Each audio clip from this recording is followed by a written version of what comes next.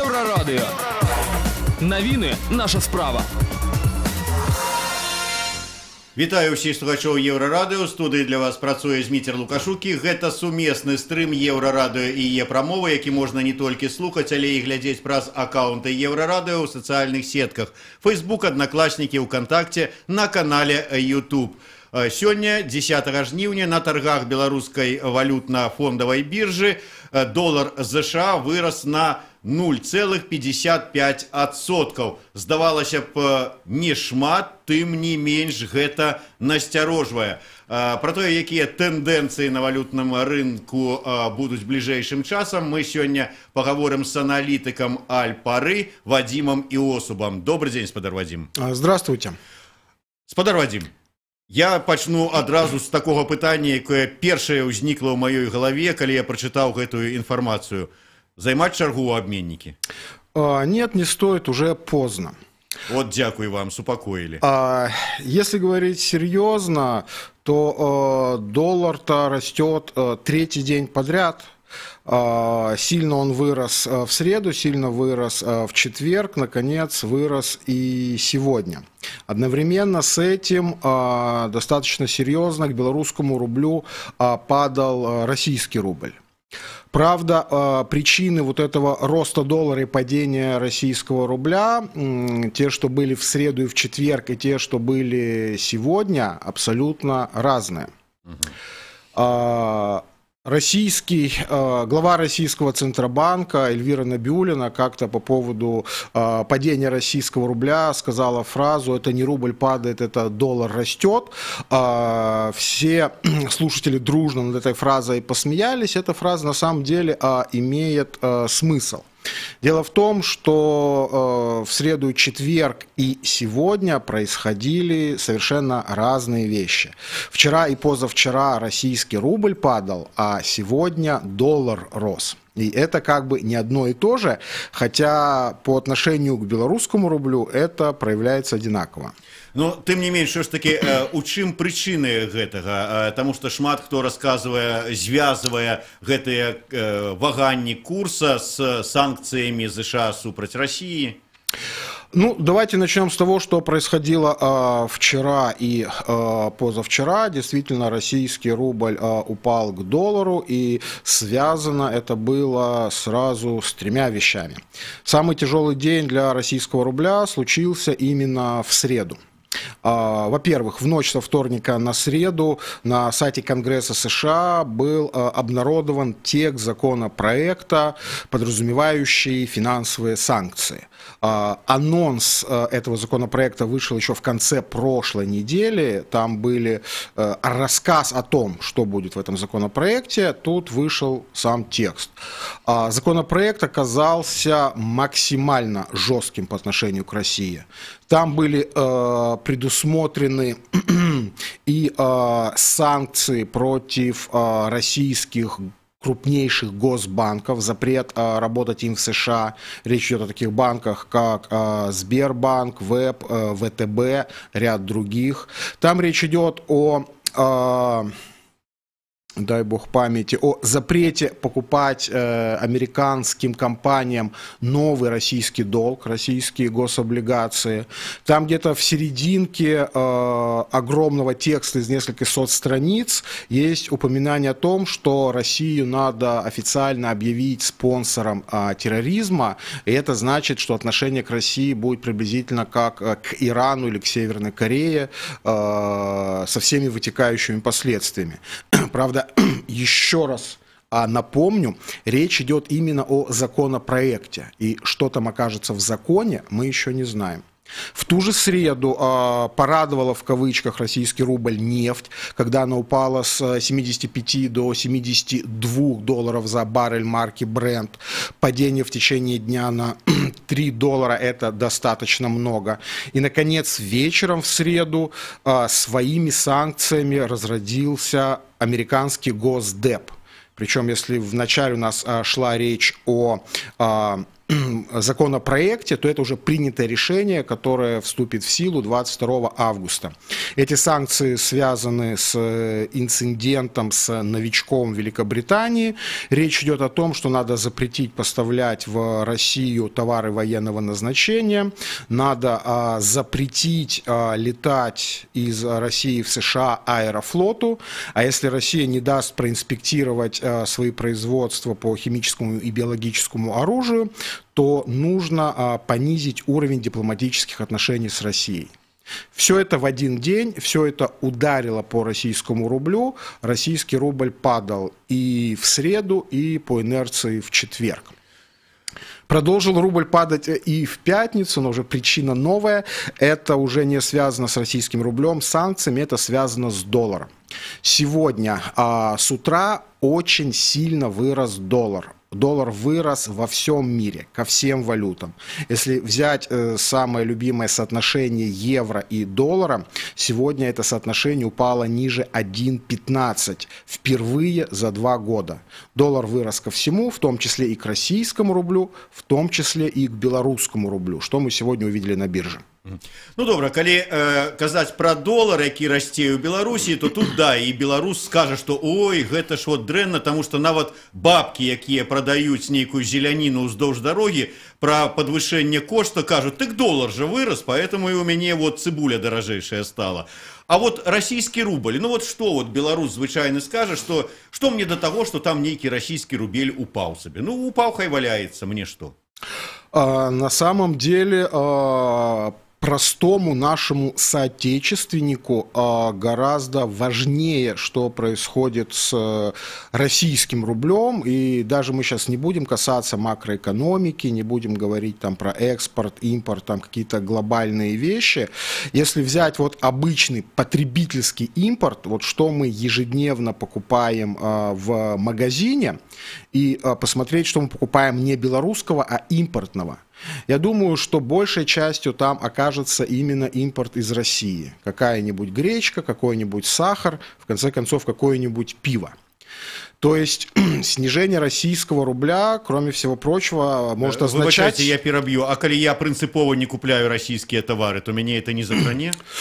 Тогда это может затронуть, но уже через более серьезные, как я уже сказал, макроэкономические Добро, тогда макроэкономику кранать не будем, вернемся, выбачайте, что перебил.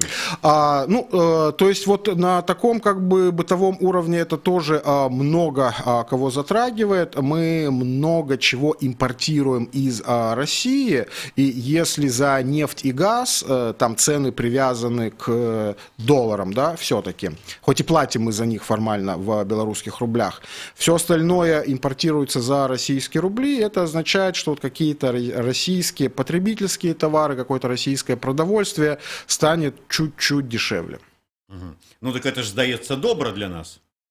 Ну, для тех, кто потребляет российскую продукцию, наверное, да. Ну, в сенсе, да, зменшатся на пэўныя товары кошты у звычайных крамах.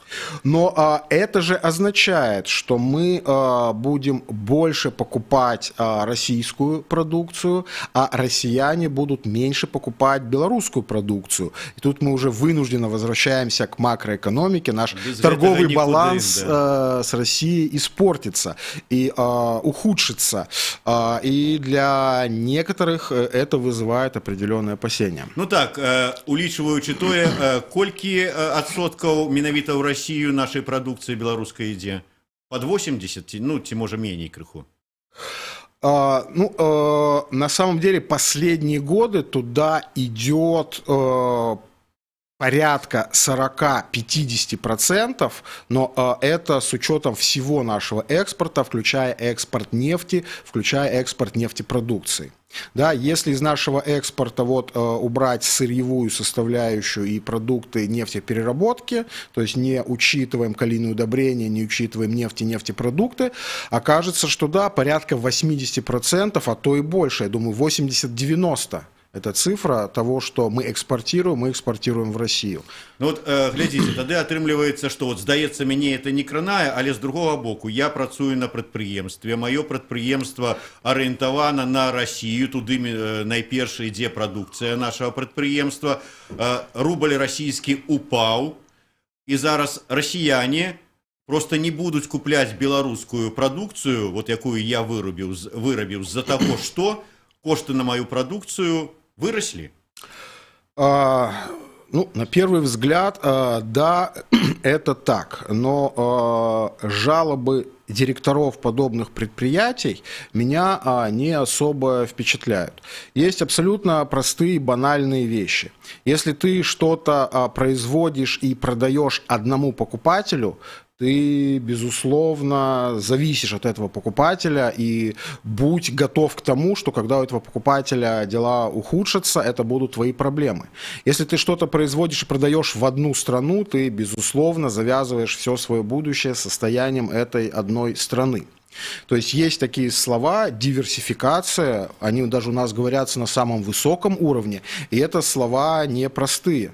То есть привыкли работать на одну страну, получайте. Не хотите быть настолько зависимыми от американских санкций к чужой стране, ну, будьте добры, ищите другие рынки, других покупателей. Мы до этой темы вернемся крыху пазней. Зараз я вярнуся до курса долара. Вот вы кажете про то, что он расце уже тягом 3 дзён. А колькі яшчэ будзе расці? Ну, вообще, еще вчера складывалось впечатление, что он уже расти перестанет, потому что тема санкций уже отыграна, она уже включена в курс. Ну, сегодня новый сюрприз, это рост доллара на мировых рынках, тема никак не связанная с санкциями. Мое впечатление, что уже расти достаточно, если не появится каких-то новых тем, каких-то новых причин. Ну, если говорить о санкциях, действительно, тема отыграна, тема может новая появиться лишь в сентябре, когда с каникул вернется американский конгресс и начнет обсуждать этот законопроект, а до этого как бы никаких новостей не будет. В отсутствии новых потрясений, вероятнее всего, что на следующей неделе доллар начнет немного снижаться, а российский рубль, напротив, немного восстанавливаться к белорусскому. Правда, ожидать, что в течение ближайшего времени доллар окажется там, где он был неделю назад, ниже 2 рублей, не стоит. Снижаться он будет по копеечке, по 2, в лучшем случае, за неделю. Дякую вялікі, мы перарвемся на невялічкую паузу. Зараз на Еўрарадыё кароткі выпуск навінаў. Пасля гэтага мы вернемся ў студыю і працягнем абмяркоўваць валютна-эканамічную тэму і энергетычную. Дарэчы, таксама закранем з аналітыкам Альпары Вадзімам Іосубам. У студыі працуе Зміцер Лукашук. Слухайце Еўрарадыё.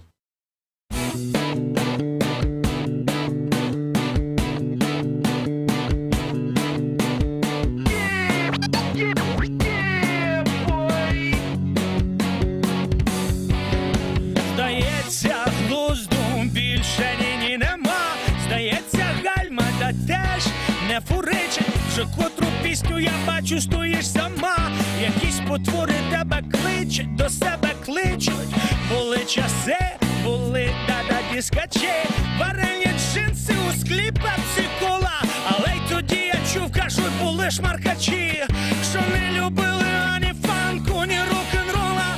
Вулиця Івана Мазепи, 2-3 хвилини до ранку, і я 2 пальці надрати дубу тим, хто кохану називає коханкою. Прага чи Нью-Йорк недалеко є, за корчмою вдоване поле, без проблем отримать і в яйко, і млеко. Місто Київ, Піддубний Микола.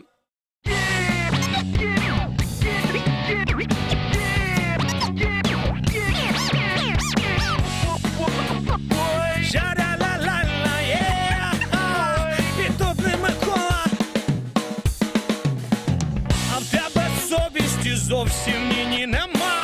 Нові балетки, спідничка, тобі так кличе. Хлоп'яток хлопчиків з глузду і з розума. Один на одного блискавки клечуть, скриплять штахетами гості з твого села. Діджей намилився хутко робити ноги. Ти піврайону лобами докупи звела. Петру Підкові ти сказала човгай, човгай. Вулиця Івана Мазепи, 2-3 хвилини до ранку, і я 2 пальці надрати дубу тим, хто кохану називає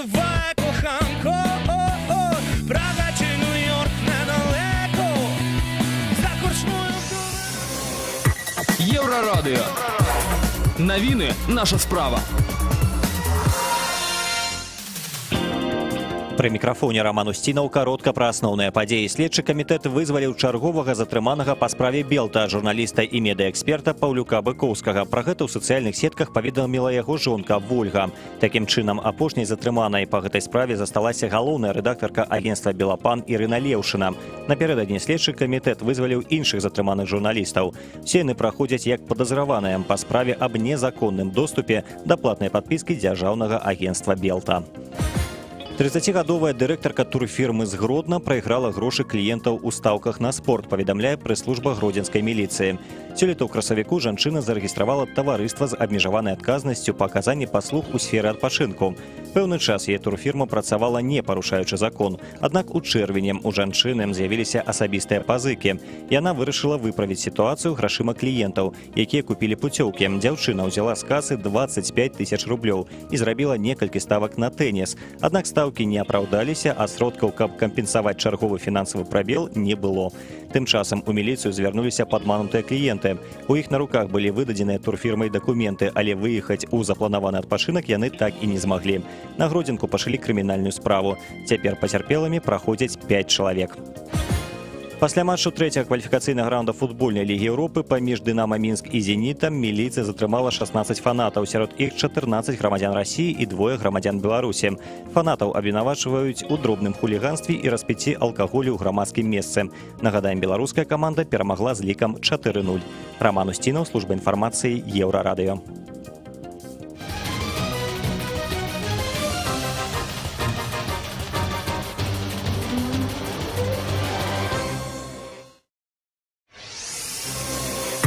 Еврорадио. Новины наша справа. Вітаю ўсіх слухачоў Еўрарадыё. У студыі працуе Зміцер Лукашук. Гэта сумесны стрым Еўрарадыё і Е-прамовы. І мы разам з аналітыкам Альпары Вадзімам Іосубам абмяркоўваем сітуацыю, якая склалася на валютным рынку. Спадар Вадзім, ну вот вы сказали, что бегчы у абменнік з нагоды роста курсу долара ўжо позна, але працягвае падаць адносна беларускага рубля рубль расійскі. Я чуў такое меркаванне, што, маўляў, для таго, каб нам захаваць свой экспорт у Расію, таму што, маўляў, за падзенне расійскага рубля беларускія тавары даражэюць і іх ніхто не будзе купляць, нам трэба беларускі рубль дэвальваваць да ўзроўню расійскага, то есть падаць услед за імі. Ці ёсць падставы для такіх вот опасенняў? Нет, нету. Это большая глупость, и очевидно, что эти глупости периодически лоббируют как раз-таки экспортеры продукции в Россию, и для которых это единственный смысл существования. Экономика – это большое разнообразное понятие, и экспорт в Россию, несмотря на важность этого процесса, это не вся экономика. Давайте разберемся, что произойдет, если мы специально девальвируем белорусский рубль к российскому с целью нарастить туда экспорт. Значит, сейчас у нас доллар растет, рубль падает.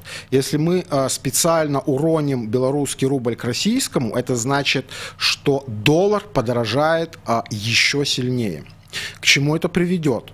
Наряду с тем, что у нас улучшится экспорт в Россию. Это приведет к очередному уменьшению валютного эквивалента наших доходов. Это приведет к тому, что увеличится отношение долг к ВВП. Долг у нас в валюте, а ВВП у нас формируется в рублях, и чем больше курс доллара, тем меньше наш ВВП в долларах. Сложнее будет обслуживать наш внешний долг, и так недалеко и до дефолта. Можно вспомнить о компании, которые набрали кредиты в валюте, имеют выручку в рублях, вырастет курс иностранной валюты, им будет сложнее обслуживать свои кредиты. То есть наряду с улучшением экспорта в Россию это принесет много-много минусов для экономики в целом. И те, кто радеет вот за такую девальвацию, они вот об этих минусах стараются не задумываться, чаще всего думают о своих шкурных интересах. Яшчэ раз вернемся да шараговага беларуса. Эканамісты заўсёды раяць захоўваць валюту, ну не валюту, зберажэнні сваі у розных валютах, каб там і рублі беларускія былі, там і расійскія, і еўра, і долар, а можа і кітайскі юань. На сённяшні дзень, вот гледзячы на тое, што адбываецца з курсамі, як у чым лепш захоўваць? Ну, диверсификации все равно придерживаться стоит, и с моей точки зрения оптимальная корзина выглядит на сегодняшний день так. Это доллар и, как ни удивительно, белорусский рубль. Когда я говорю про белорусский рубль, держать его, естественно, надо не под подушкой, а если есть деньги, которые вам не надо тратить, условно говоря, завтра, послезавтра, их можно разместить на долгосрочный, безотзывный депозит и получать за него на сегодняшний день 12,5%. Теоретически валютную часть можно попробовать диверсифицировать между долларом и евро, хотя на ближайший приблизительно год доллар, мне кажется, более предпочтительной валютой. Все-таки, скорее всего, он будет расти, в том числе и по отношению к евро. А вот российского рубля я бы постарался в ближайшем обозримом будущем избегать. Все-таки санкционные, как принято говорить, геополитические риски очень серьезно давят на эту валюту. И какие будут там новые санкции через 3 месяца или через полгода, мы можем только догадываться. А што рабіць таму, у каго вот зараз ёсць расійскія рублі? Іх бегчы здаваць, мяняць на беларускія, мяняць на долары, ці паехаць у Россию купіць халадзільнік? Если холодильник остро нужен, можно поехать купить холодильник. Если речь идет о 2-м или 3-м холодильнике, про запас, я думаю, его покупать не надо. Да, имеет смысл поменять российские рубли, если речь идет о серьезных суммах. Простой вариант: половину на белорусские рубли положить на депозит, вторую половину на доллары. Ну, а учитывая ставки по долларах, держать доллары на депозите там под 1,5% или держать их под подушкой, это уже большой разницы не имеет. Ну и, может быть, на завершение этой вот валютной темы, вядома, что уже довольно протяглый час Нацбанк не умешивается у том, як там не регулюе курс доллара наш регулятор основный. Гэтыя падзеі не прымусяць Нацбанк вернуться до своей роли регулятора? С уверенностью близкой к полной хочу заявить, что нет. Во-первых, Национальный банк вообще никаким образом не регулирует и не собирается регулировать там курс доллара или курс российского рубля.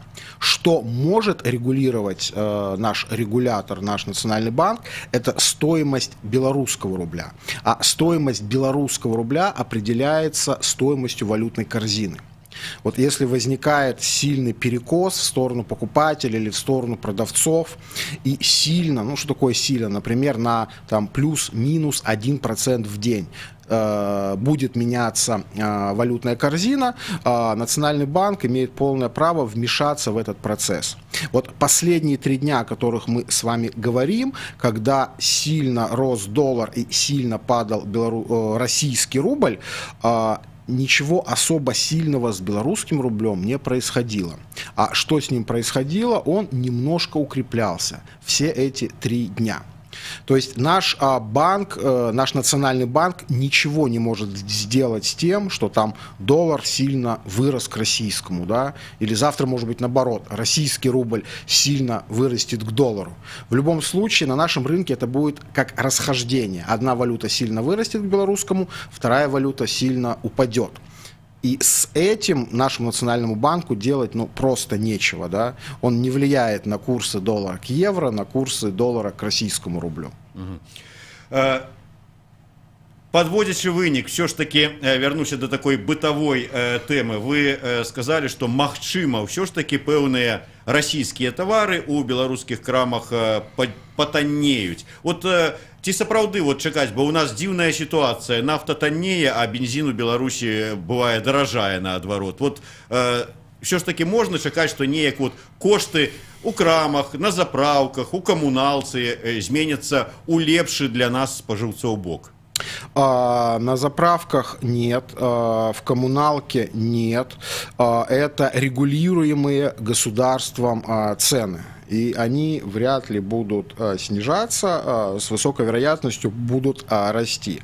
А вот речь идет о простых потребительских или продовольственных товарах, которые закупаются в России за российские рубли, цены на которые никак не регулируются нашим государством. Вот такие продукты и товары вполне могут подешеветь. Но не в разы, а, ну, грубо говоря, там 2-3-4%.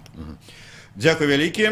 Зараз мы закранем такую, можа быць, дзіўную і нязвыклую для нашага фінансавага аналітыка тэму энергетыкі, але яна наўпрост звязаная з фінансамі, таму я думаю, вы ўсё ж таки зможаце нам пракаментаваць. Тэма тычыцца нашай будучай, ну фактычна пакуль яшчэ будучай атамнай электрастанцыі. 6 жніўня урад зацвердзіў комплекс мер, гэта так называется, комплекс мер по павелічэнні спажывання электраэнергіі да 2025 года. Маўляў, ну вот няма каму будзе прадаваць гэтую электраэнергію атамную апроч саміх беларусаў, і плануецца мадэрнізаваць пад электрычнасць фактычна ўсё, і нафтаперапрацоўчыя камбінаты, там і асвятленне на магістралях, але на ўсё гэта спатрэбіцца укінуць 7,7 мільярда рублёў. Вот як вы лічыце, гэта уратуе нашу атамную электрастанцыю, і ўвогуле як это адаб'ецца на белорусской экономике? Ну, я бы хотел это немножко охарактеризовать даже с другой стороны. Во-первых, то, что происходит вокруг строительства АЭС и вопросов потребления в будущем этой электроэнергии, это очень классическая иллюстрация подходов белорусской власти к инвестиционным проектам. Мы это уже видели на примерах деревообработки, на примерах там, производства бумаги и картона, на примерах модернизации производства цемента, когда государство абсолютно неэффективно инвестирует в кавычках миллиарды долларов. Сейчас это проект, который оценивается, если не ошибаюсь, в 10 миллиардов долларов, и очень как бы симптоматично, что ближе к завершению этого проекта власти озаботились вопросом, а вообще кому мы это будем продавать и куда мы это будем девать. Что мне кажется забавным в озвученной новости? Ну, во-первых, сейчас весь мир работает над тем, как меньше потреблять ресурсы, меньше потреблять различного рода энергию. Да? Сейчас нам поставили вопрос, как больше потреблять электроэнергию. Причем, что характерно, вот курирует этот вопрос, если не ошибаюсь, департамент по энергоэффективности. У меня по этому поводу есть два совета нашим властям. То есть департамент, які повинен сачыць за тым, як у нас скарачаецца спажыванне, повинен зараз будзе сачыць, як оно павялічваецца. Совершенно верно. Это очень забавно, и поэтому у меня первое предложение переименовать этот департамент в департамент энергонеэффективности. А второе предложение, ну, есть же классические способы, как увеличить потребление энергии. Не выключать там электроприборы, там, уходя оставлять включенным свет и так далее. То есть это, по сути, то, к чему нас сейчас призывают. Вообще само понятие энергоэффективность, эффективность, да, это означает соотношение результата и затрат. Любая эффективность – это про увеличение результата и одновременно сокращение затрат. Здесь мы хотим затраты увеличивать, в данном случае затраты электроэнергии. Это просто очередная, и я боюсь, что, к сожалению, не последняя иллюстрация эффективности принятия экономических решений нашей властью. Ну, але глядзіце, вот калі чытаеш, то падаецца, ну, не дрэнна ж зробяць асвятленне на ўсіх там магістралях, дарогах, там вот можна будзе, там, скажем, ад Мінска до Мядзеля праехацца па аўтастрадзе, якая паўсюль асветленая. Будуць электробусы хадзіць па гарадах, будуць, можа быць, паставіць нарэшце падзарадкі для беларускай Тэслы, паўсюль, дзе толькі можна, перейдем на электромобили. Что ж дрэннага? Для начала хотелось бы увидеть какие-то цифры, подтверждающие эффективность вот таких подобных планов. И вообще, есть ли вот подобно расписанные планы. То есть мало потратить электроэнергию, да, хорошо было бы потратить электроэнергию так, чтобы эти деньги каким-то образом там вернулись в виде прибыли предприятий, в виде платы за эту электроэнергию, в виде налогов там государству и так далее. То есть планов, как можно просто взять и потратить электроэнергию, можно обогревать атмосферу, может быть, повысить среднюю температуру зимой там, на полградуса, да, как вариант. Вряд ли это будет экономически обосновано, вряд ли это будет эффективно. Так вот, у меня большие подозрения, что как электроэнергию потратить, вероятно всего, придумают. А как на этом не потерять, а заработать, придумают вряд ли. У меня такое адчуванне, что вот вы зараз выступаете супраць беларускай атомной станции. Знаете, у меня какого-то вот такого определенного отношения, у меня вообще, что называется, нет ничего личного, да, конкретно к белорусской АЭС. Мне очень не нравится вообще большинство инвестиционных проектов, которые инициирует государство и которые завершаются совершенно бездарно и завершаются потерей денег белорусских налогоплательщиков. У меня серьезное подозрение, что белорусская АЭС стоит вот в ряду таких бездарных инвестиционных проектов. Які ляжа цяжарам на карман звычайных беларусаў. Безусловно. Вось на гэтай не зусім радаснай ноце мы завершым нашу сённяшнюю размову. Фінансавы аналітык Альпары Вадим Осуп, Зміцер Лукашук былі сёння ў студыі. На этом мы завершаем наш сённяшні эфірны дзень са студыі, прынамсі. Эфір Еўрарадыё працягваецца. Гэта быў сумесны стрым Еўрарадыё і Е-прамовы. Слухайце Еўрарадыё, чытайце наш сайт, там ёсць цікавае журналісцкае расследаванне.